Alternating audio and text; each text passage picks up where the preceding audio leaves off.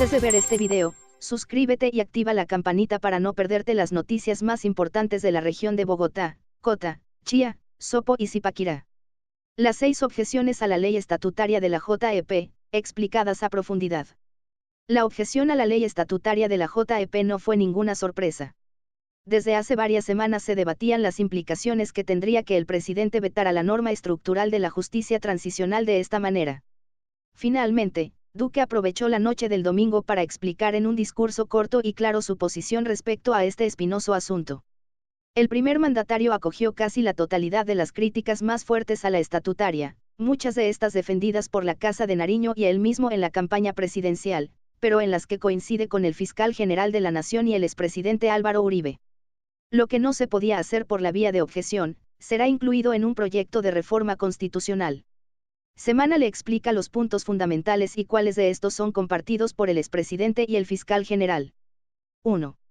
Reparación de las víctimas. Objeción al artículo 7, inspirada en la posición del fiscal, la norma objetada, reparar integralmente a las víctimas está en el centro del acuerdo final para la terminación del conflicto y el establecimiento de una paz estable y duradera, del 24 de noviembre de 2016, firmado por el Gobierno Nacional y la organización rebelde Fuerzas Armadas Revolucionarias de Colombia, Ejército del Pueblo, FARC-EP, por lo que en cumplimiento de dicho acuerdo final se procede a regular el funcionamiento y competencias de la Jurisdicción Especial para la Paz. La norma no dice nada sobre si los victimarios deberán contribuir con sus bienes para indemnizar a las víctimas. Según el presidente, esta norma no establece con claridad la obligación de los victimarios de reparar integralmente a las víctimas con sus bienes y activos. Si bien esta objeción no corresponde a ninguna de las señaladas hace unas semanas por el fiscal y el expresidente Uribe, sí se inspira en las críticas del primero a la falta de reparación de las víctimas por parte de las FARC, uno de los argumentos principales en la pelea por los inventarios de bienes de ese grupo guerrillero. Sin embargo, como se aprecia, la norma no dice nada sobre si los victimarios deberán contribuir con sus bienes para indemnizar a las víctimas.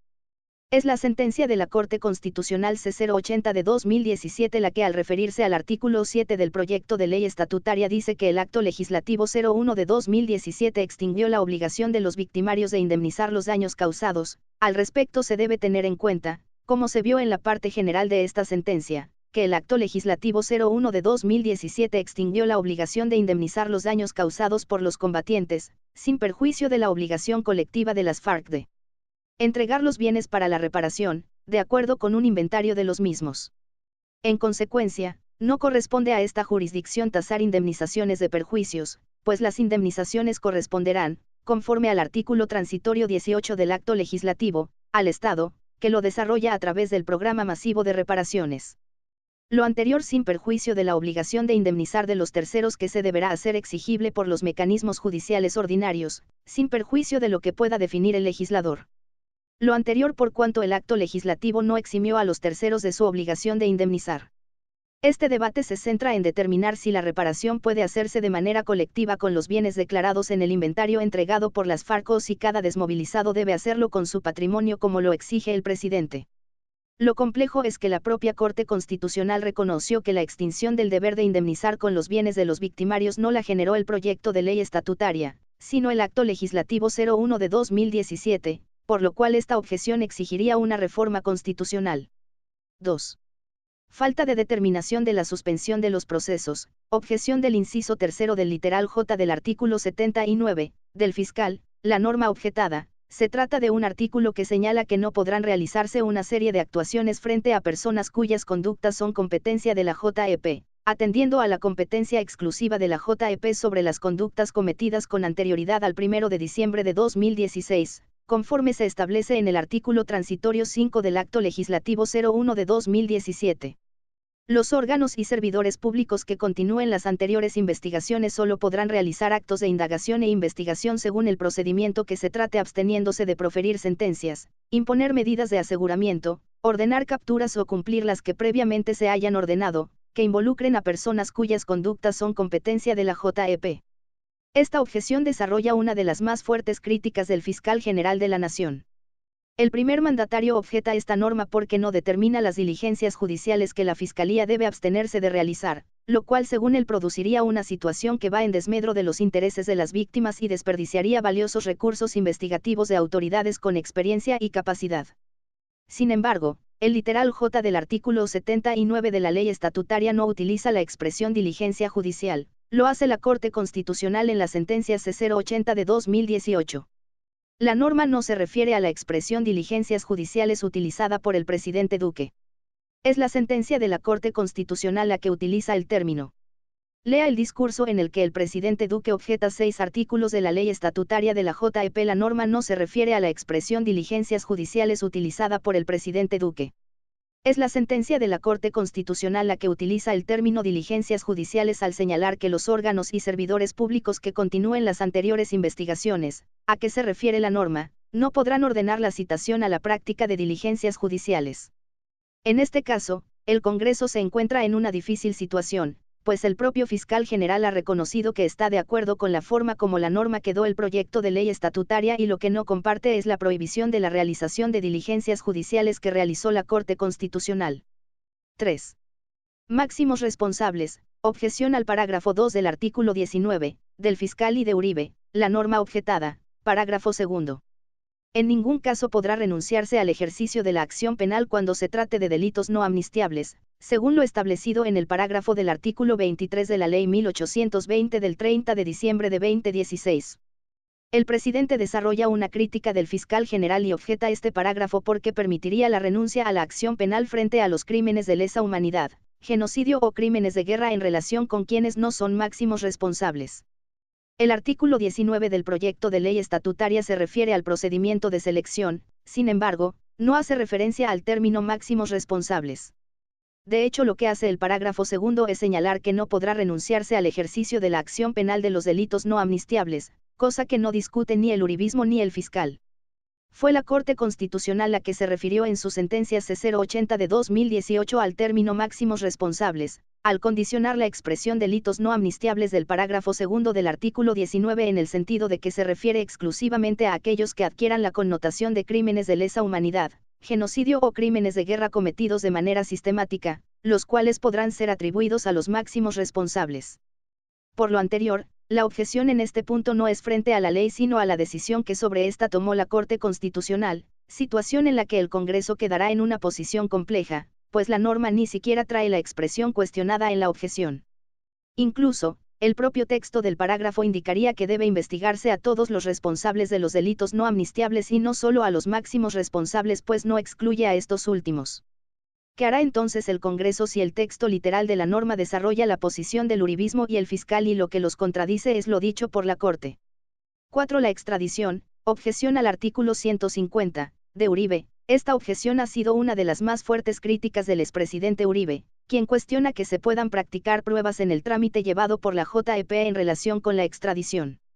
En virtud del acuerdo final y del acto legislativo 01 de 2017, la sección de revisión de la JEP debe determinar si el delito por el cual se pide en extradición a una persona se cometió antes o después del 1 de diciembre de 2016.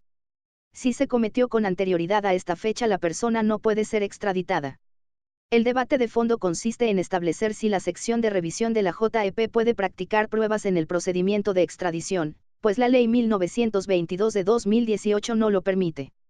El artículo 150 del proyecto de ley estatutaria no dice si la JEP puede o no practicar pruebas en el trámite de extradición, lo cual es criticado por el presidente, quien señala que debió haberse prohibido esta práctica pues afecta la cooperación internacional.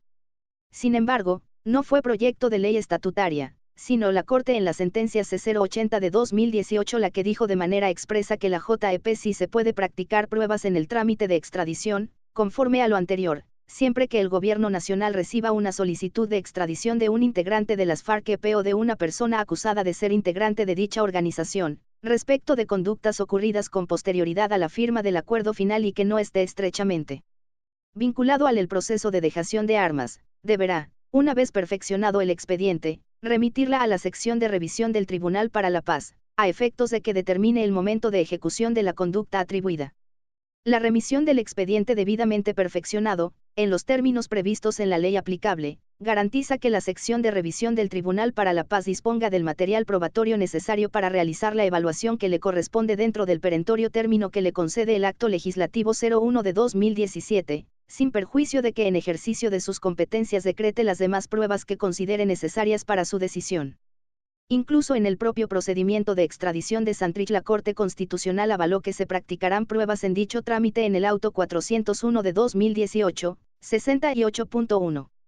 En virtud de lo dispuesto en el inciso final del artículo transitorio 19 del artículo 1 del Acto Legislativo 01 de 2017, la Jurisdicción Especial para la Paz deberá resolver dentro del término de 120 días, periodo en el cual evaluará la conducta atribuida para determinar la fecha precisa de su realización y decidir el procedimiento apropiado. Para adoptar la decisión correspondiente, la JEP, durante el término indicado, podrá decretar todas las pruebas necesarias de conformidad con las garantías previstas en el artículo 29 de la Constitución Política. En caso de ausencia del régimen jurídico probatorio, deberá someterse en esta materia al régimen probatorio previsto el Código de Procedimiento y Penal, y en subsidio a lo establecido en el Código General del Proceso, Ley 1564 de 2012, en cuanto sea pertinente a la naturaleza de la actuación judicial. Por lo anterior, en este punto la controversia sería directamente con la Corte Constitucional y no con el texto del proyecto de ley estatutaria. La norma objetada, la Sala de Amnistía e Indulto podrá excepcionalmente estudiar e incorporar los nombres de las personas que por motivos de fuerza mayor no fueron incluidos en el listado de acreditados por el Gobierno Nacional. Esta norma se refiere a las personas a las que se les podrá aplicar el sistema de la JEP, y lo cuestionado es que un organismo de esta, la Sala de Amnistía e Indulto, también pueda calificar cuando una persona haya hecho parte de un grupo al margen de la ley. El presidente objetó el artículo 63 porque no determina el alcance de la competencia del Alto Comisionado de Paz para verificar la lista de quienes son reconocidos como miembros de los grupos armados que se sometan a un proceso de paz. El problema de esta objeción es que la competencia de la Sala de Amnistía e Indulto para determinar el ingreso al sistema de la JEP de miembros de los grupos armados que se sometan a un proceso de paz se encuentra también en el artículo 5 del Acto Legislativo 01 de 2017. La pertenencia al grupo rebelde será determinada, previa entrega de listados por dicho grupo tras la llegada a IAS zonas veredales transitorias de normalización, ZVNT, y a los puntos transitorios de normalización, PTN, través de un delegado expresamente designado para ello. Estas listas serán recibidas por el Gobierno Nacional de buena fe, de conformidad con el principio de confianza legítima, sin perjuicio de las verificaciones correspondientes. La JEP también ejercerá su competencia respecto de las personas que en providencias judiciales hayan sido condenados, procesadas o investigadas por la pertenencia a las FARC-EP, dictadas antes del 1 de diciembre de 2016, aunque no estuvieran en el listado de dicho grupo. Por lo anterior, es claro que para aplicar totalmente esta objeción sería necesario además presentar una reforma constitucional para modificar el Acto Legislativo 01 de 2017. 6. No extradición de terceros. Objeción del artículo 153, de Uribe. La norma objetada, no se concederá la extradición de otras personas que estén ofreciendo verdad ante el sistema integral de verdad, justicia, reparación y no repetición. Antes de que terminen de ofrecer verdad, el presidente critica esta norma porque produce un incentivo perverso para el ingreso a la JEP de terceros bajo el ropaje de supuestos ofrecimientos de verdad. Esta objeción ha sido una de las principales críticas del uribismo al proyecto de ley estatutaria. Sobre este artículo, el presidente cuestiona que se condicione la extradición de otras personas al ofrecimiento de la verdad sin establecer ningún tipo de término ni oportunidad para hacerlo. En este punto, el artículo 153 señala que, el presidente critica esta norma porque produce un incentivo perverso para el ingreso a la JEP de terceros bajo el ropaje de supuestos ofrecimientos de verdad, lo cual puede ser utilizado para eludir responsabilidades ante la justicia de otros estados. Finalmente, el presidente anunció que las otras tres grandes críticas del fiscal general y del expresidente Uribe a la ley estatutaria serán incluidas en un proyecto de reforma a la Constitución, es decir, la posibilidad de que los delitos permanentes que se continúen cometiendo después del 1 de enero de 2016 sean investigados por la JEP, la competencia de este órgano para juzgar crímenes cometidos en el conflicto contra menores de edad y la no pérdida de todos los beneficios para quienes reincidan en la comisión de delitos. Comparte este video, regálanos un like y coméntalo. Tus opiniones sobre esta noticia son bienvenidas e importantes para todos. Accede a los links que aparecen en la descripción de este video. En ellos podrás encontrar algunas interesantes ofertas y conocer de nuestros auspiciadores.